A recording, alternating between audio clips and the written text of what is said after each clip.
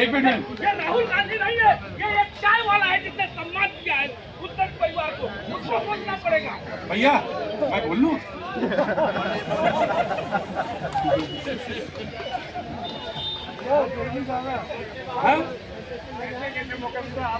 नहीं, हमने कहा कि हम बोल रहे हैं, अगर मतलब वो कहानी सुनी है ना तुमने, एक चूहिया थी,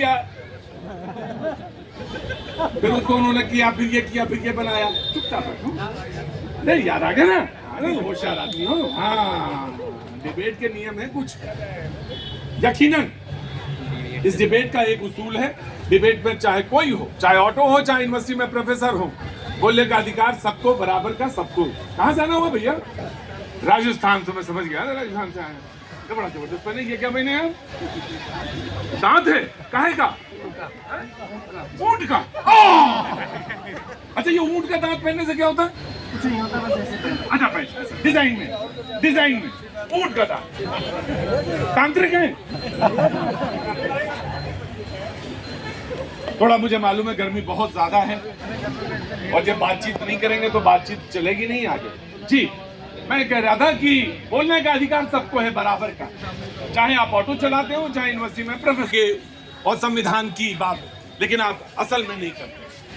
देखिए, पहली बात तो मेरी कांग्रेस प्रवक्ता ने आकर के यहाँ बड़ी बड़ी बातें संविधान के बारे में कही, तो मुझे लगता है 88% पर रह गई है।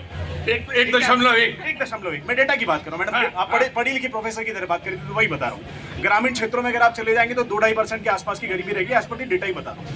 81 करोड़ लोगों को अनाज हम घरों में पहुंचा रहे हैं। पहले इस बात को ये नकारते थे, अब हमने वो अनाज पहुंचा करके उन लोगों की गरीबी को तो मिटाया है।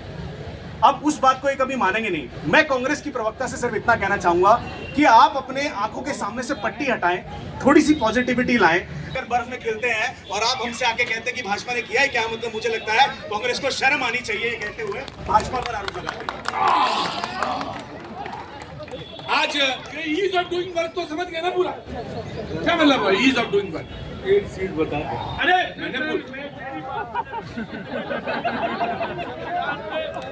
मैं आऊंगा ईज ऑफ डूइंग। मैं जब वो बोल रहे थे ईज ऑफ डूइंग वर्क, मैं तुम्हारी तरफ देख रहा था और मैंने तय कर लिया था कि आज समाजवादी पार्टी से पूछेंगे ईज ऑफ डूइंग वर्क क्या, क्योंकि हमें भी नहीं समझ में आया, इनको भी नहीं समझ में आया, तो बताना मेरा फर्ज है।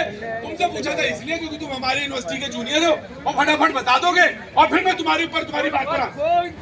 उन्होंने कोई वर्क किया हो, मैं बता रहा हूँ आज क्या हालत है। पहले मुझे बताना दो, ईज ऑफ डूइंग वर्क किए, मैं आ रहा हूँ तुम्हारे पास ही आ रहा हूँ, वहीं खड़े रहो, पर आए मेहरबानी, वरना ऑटो वाले की तरह तुम्हें